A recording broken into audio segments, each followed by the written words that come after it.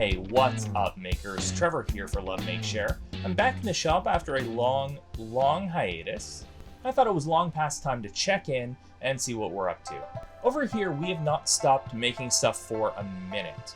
For the past few months, though, a lot of our making time has been devoted to making stuff for other people, trying out new techniques, learning new materials, experimenting with new processes, new software, new tools.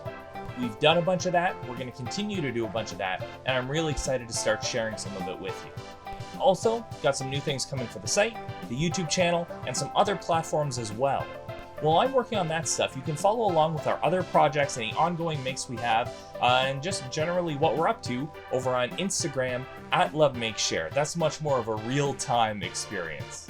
You can also check out the back catalog of all our videos, along with some essays and additional information at lovemakeshare.ca. In the meantime, I'm going to get back to a couple of builds that I've got on the go right now.